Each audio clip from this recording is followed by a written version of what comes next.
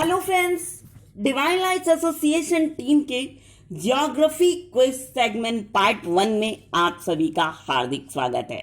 दोस्तों, आपको बता दें कि ये जो सेगमेंट है वो 3 पार्ट्स में बंटा हुआ है और हम आपके सामने अभी जो पार्ट ला रहे हैं वो पार्ट 1 है।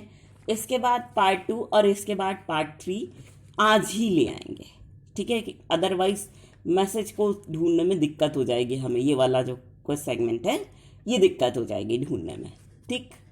चलिए, ये जो सेगमेंट है बहुत डिफिकल्ट है और ये ख़ास तौर पे जितने लोग एडमिनिस्ट्रेटिव सर्विसेज के एग्ज़ाम्स की तैयारी कर रहे हैं, जैसे पीसीएस हुआ है ना, लोअर अपर कोई भी ग्रेड हो सकता है, यूपीएससी हुआ, ठीक, पीएससी हुआ, इस तरह के जितने भी एग्ज़ाम्स होते हैं उनके लिए ये सेगमेंट बहुत ज़्यादा महत्वपूर्ण है, ठीक है? चलिए नाउ शुरू करते हैं। पहला क्वेश्चन है, बुडापेस्ट कन्वेंशन किससे संबंधित है? आंसर है cyber security. Next, geochemical baseline Atlas of India के संबंध में निम्न कथनों पर विचार कीजिए। किसके संबंध में? Geochemical baseline Atlas of India, ठीक। पहला geochemical baseline Atlas of India council of scientific and industrial research के नेशनल जियोफिजिकल रिसर्च इंस्टीट्यूट द्वारा जारी किया गया। दूसरा सही स्टेटमेंट, इस दस्तावेज के जरिए यह जाना जा सकता है कि भारत की मिट्टी में रासायनिक तत्वों का वितरण बराबर मात्रा में हो रहा है या नहीं। तीसरा, इस दस्तावेज में भारत की ऊपरी व निचली मिट्टी में उपस्थित 44 ऑक्साइड्स, मेटल्स इत्यादि तत्वों की मैपिंग की गई है। नेक्स्ट क्वेश्चन, भारतीय स्टील उद्योग के संबंध में निम्न कथनों पर विचार कीजिए। तो नाउ पहला सही स्टेटमेंट है, भारत की जीडीपी में स्टील उद्योग का योगदान 1.4% से 2% तक का है। दूसरा सही स्टेटमेंट ले लो, कच्चे स्टील उत्पादन के क्षेत्र में संपूर्ण विश्व में भारत का दूसरा स्थान है। तीसरा सही स्टेटमेंट है, भारत में वर्ष 2018-19 में स्टील की खपत 74.1 kg प्रति व्यक्ति रही, ठीक है? ये इंश्योरेंस और बैंकिंग में भी कई बार ऐसे पूछ लिया जाए ना, तो आप ध्यान से याद रखिए इस चीज को, ठीक। नाउ अब देखो नेक्स्ट, नासा के आइकन मिशन के संबंध में निम्न कथनों पर विचार कीजिए। पहला सही स्टेटमेंट, नासा के आइकन मिशन को पृथ्वी के आयन मंडल के डायनामिक जोन्स को डिटेक्ट करने के उद्देश्य से लॉन्च किया गया है। दूसरा, यह नासा का 39वां सफल मिशन है जिसे पेगासस रॉकेट के जरिए लॉन्च किया गया। नेक्स्ट क्वेश्चन, निम्न पहाड़ियों को उत्तर से दक्षिण के क्रम में लगाइए। सबसे उत्तर में कौन सी पहाड़ी है, उसके बाद उसके दक्षिण में, फिर उसके दक्षिण में, और उसके बाद सबसे दक्षिण में कौन सी पहाड़ी है, ठीक है? हमने डायरेक्टली लगाया हुआ है, देखो ध्यान से सुनिएगा।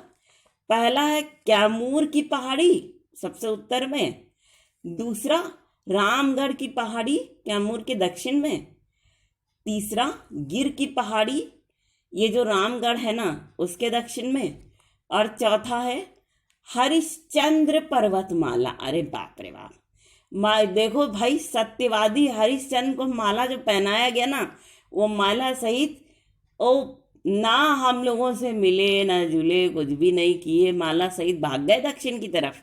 बताइए नाइंसाफी हुई कि नहीं भाई? चलिए, गलत हो गया तो हो गया, कोई बात नहीं, माफ़ कर दीजिए हैं।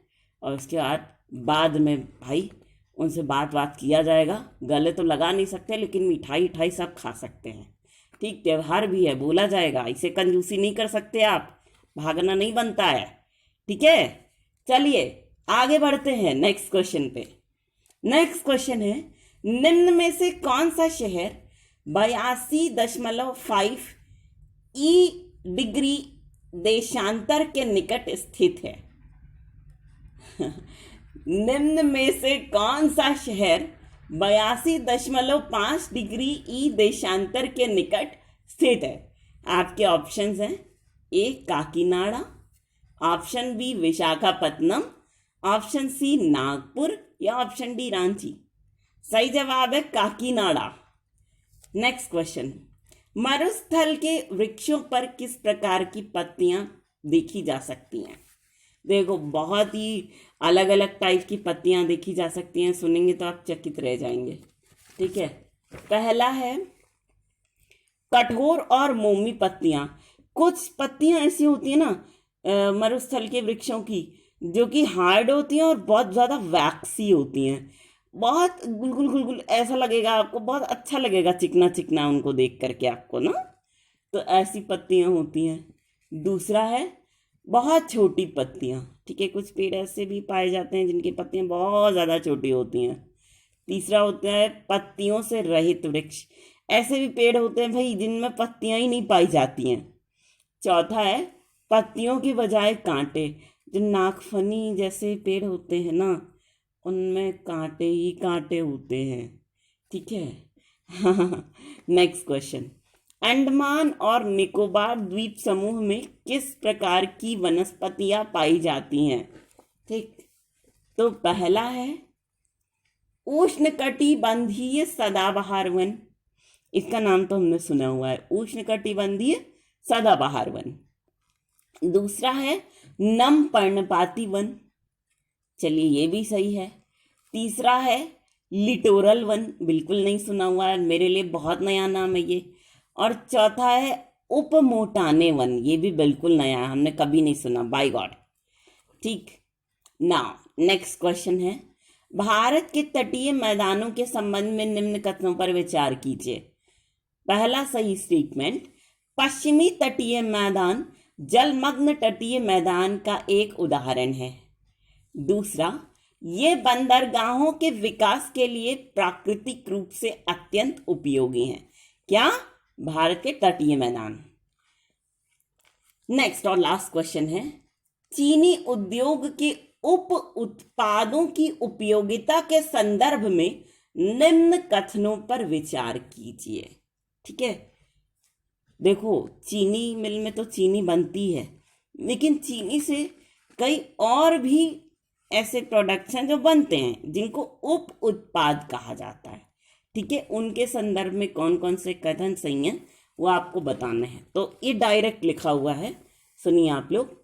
पहला है बायोगैस का उपयोग ऊर्जा के उत्पादन के लिए बायोमास ईंधन के रूप में किया जा सकता है। किसका?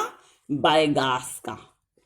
दूसरा है उर्वरकों के उत्पादन के लिए गुड़ का उपयोग फीड स्टॉक्स के रूप में किया जा सकता है। और तीसरा है एथनॉल बनाने के लिए गुड़ का उपयोग किया जा सकता है।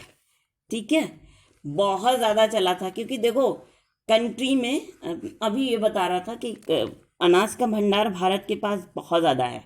ठीक है, तो चावल का भंडार सबसे ज़्यादा है भारत के पास। अभी एक न्यूज़ में PIB में भी पढ़ा गया है ये, तो ये बता रहे थे कि चावल का उपयोग भाई लोगों की भूख को मिटाने के लिए तो किया ही जा रहा है, लेकिन अब इसके अलावा आमदनी भी तो होनी चाहिए किसी चीज़ से, तो चावल का प्रयोग एथनॉल बनाने के लिए भी किया जा रहा है। ठीक है, जिससे कि आमदनी हो सके। ठीक, कुछ किया जाता होगा, हमें एग्जैक्टली ध्यान नहीं है, अदरवाइज हम बता देते, लेकिन ये चूँकि ये जो आर्टिकल था वो न्यूज़ में था। ठीक है, इसका जिक्र इसलिए हमने यहाँ पे किया। तो दोस्तों ये सेगमेंट यहीं पे ख़त्म होता है, लेकिन फ्रेंड्स हम आपसे एक रिक्वेस्ट ज़रूर करेंगे, वो ये कि आप सभी लोग इस सेगमेंट को दिल खोल करके एंजॉय कीजिए और साथ ही इसे उन लोगों तक ज़रूर से ज़रूर पहुँचाने की पूरी कोशिश कीजिएगा। My most dearest of the dearest friends, जो लोग इंटरनेट फैसिलिटी का लाभ नहीं उठा पा रहे हैं, है ना, तो इसी छोटे से रिक्वेस्ट के साथ हम आप सभी के ढेर सारे प्यार, जुनून, जज्बात और कड़ी मेहनत के साथ साथ आप सभी की उस कोशिश को भी दिल से सलाम करना चाहेंगे जिसकी बदौलत ना सिर्फ आप सभी नई नई ऊंचाइयों को छू रहे हैं, बल्कि साथ ही आप सभी अपनी योग्यताओं का परचम लहरा पाने में भी भली भांति सक्षम है। तो दोस्तों, इसी बात के साथ पूरी डिवाइन लाइट्स एसोसिएशन टीम की ओर से हम आप सभी को कहना चाहेंगे दिल से प्यार भरा नमस्कार।